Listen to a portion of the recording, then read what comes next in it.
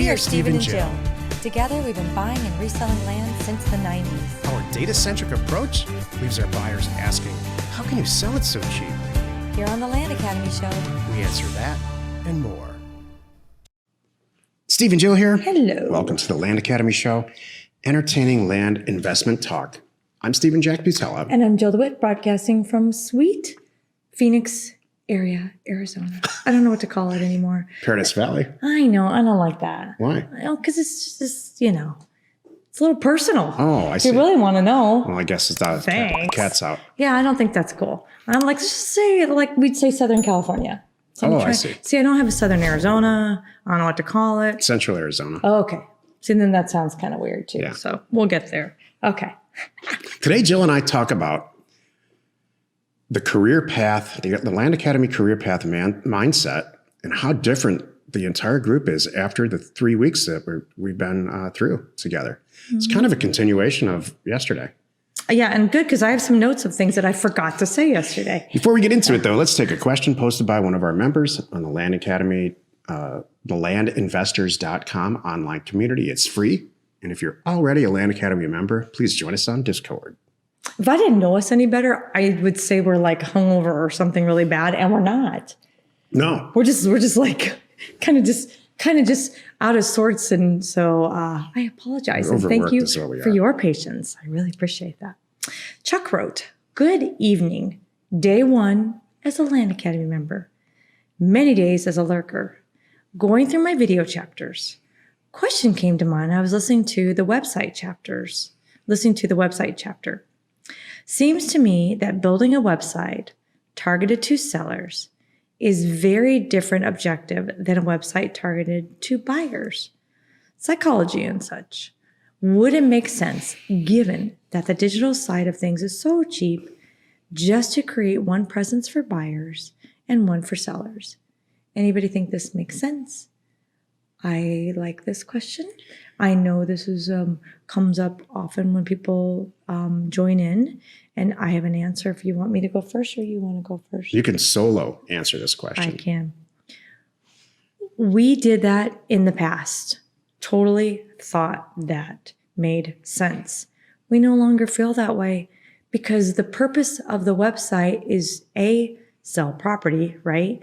And B, just show you're a real person and who you are, and you are selling land. So if you go out right now and make a brand new landing page, it just is here I am, I'm just a buyer kind of thing, that's great. And then have the second, I don't know, I think it just leads more credibility showing your full business. And we only have one website. Go ahead. Yeah, it's more of a landing page. All it is this. And this question comes up so often that I don't address it clearly, or it's not. We're not doing anything clearly this week. How we are addressing this in the formal education has changed. Yeah. Here's what I think.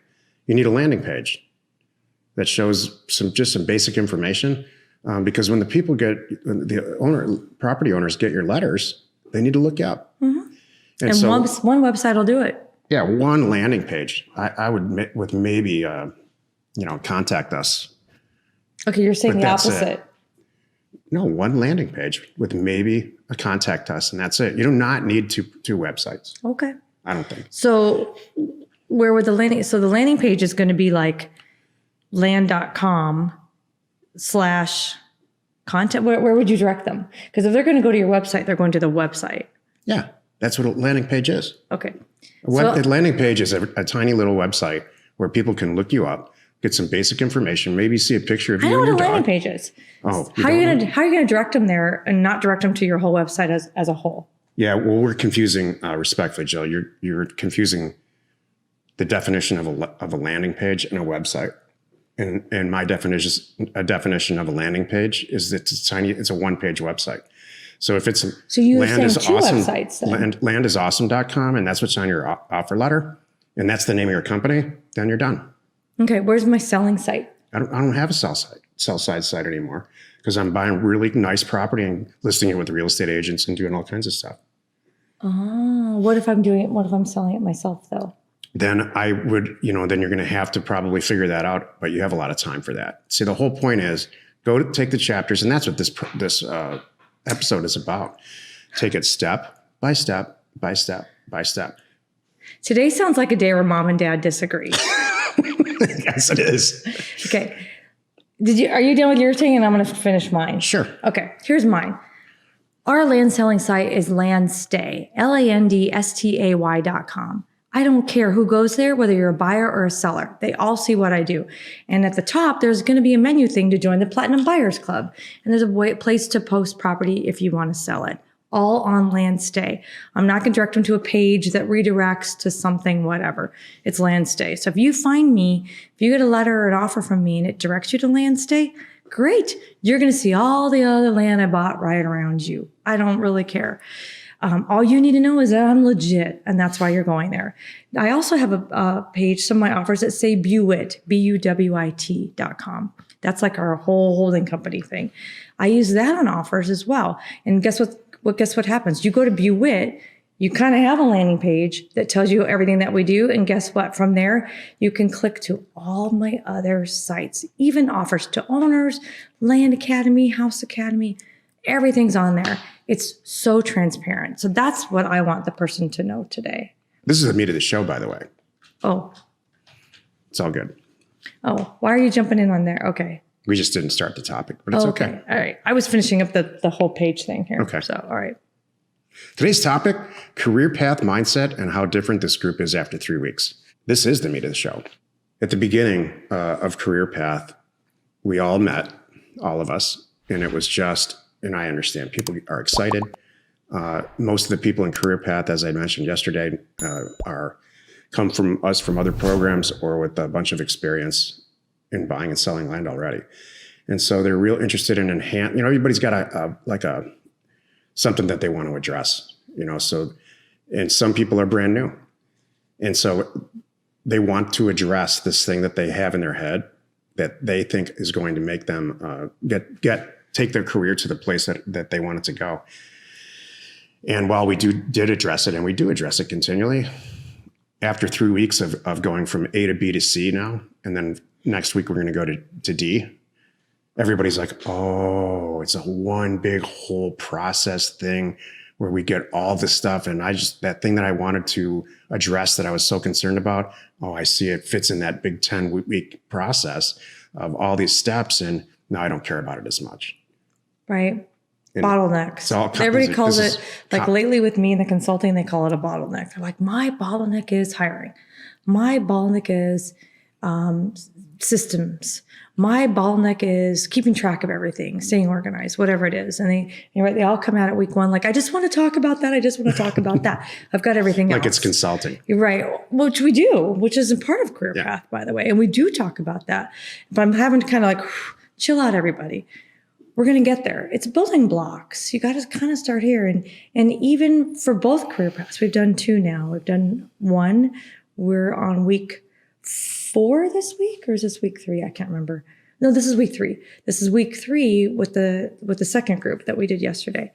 And they're seeing how we need to really start with this foundation. And even though it seems like going backwards a little bit, you're going to have a more solid foundation. And we're kind of covering things that you maybe needed to tweak a little bit, or maybe need to know a little more information, or maybe just to have another, some extra juice, if you will. Everything in your body's connected. And so if you wake up with a headache, there's a reason for that. You might not have, might be dehydrated. You might have had too much scotch. There's all kinds of things. Maybe your nutrition is not a balanced nutrition. So right. Instead of just addressing the headache immediately, the Land Academy version is, let's go back and talk about nutrition and how much water you should be drinking and why you don't need 22 scotches every night. Gee, who's that directed at? Myself. Exactly. Yep. And so by the time we start down this path, it's called career path. It wasn't an accident, by the way. Yeah. And we start with the red, green, yellow test, and we pick a county effectively in our methodology of doing that. And then we start down the path of learning how to do a mailer correctly and efficiently, so you can build on that, and then pricing it correctly. Right. And so all this stuff is connected, like everything in your body, and you have to address these things, all of them. Or there's going to be huge holes. in what you're trying to do. And then the headache won't come up. That bottleneck that Jill's talking about, whatever it is for you, it gets addressed through this whole process. Yeah, because maybe your perceived bottleneck is staffing. Well, let's go back and see staffing for what? What are the missing pieces? What does that person need to do? Are you even doing it all the right way? So you kind of go back and start from square one and get your own processes and everything figured out, get your own workflow figured out, figure out what jobs you hate. And then you're like, oh, now I can take a step back and go, all right, ding, ding. I need someone to help answer the phones. So I need a staff for that. And I need someone to help getting my deals posted, all my stuff posted online, whatever. Those are my big things. That's going to get me moving forward and go from there. That's a perfect example. I mean, if a bottleneck is, I need somebody to help me post my properties online. I'm tired of doing that. My answer to that is, well, why are you posting properties online? Shouldn't you be buying property that's a little bit more expensive and a little bit more profit, with a lot more profit in it, and then using a very talented local land-based real estate agent? That's an excellent solution. Right. So that's one solution. There's a couple. And so if you take the steps and follow the program by step, then your bottleneck won't even exist. You funny. won't have to address it. People come like, I just need help. Okay. Can we be a little more specific? No, I just need help. Like, okay, great. Let's talk. We have to take it and talk about it. Had an entire marriage just like that. Yeah. I can relate. I just need help. Oh, God. Boy, do I need help.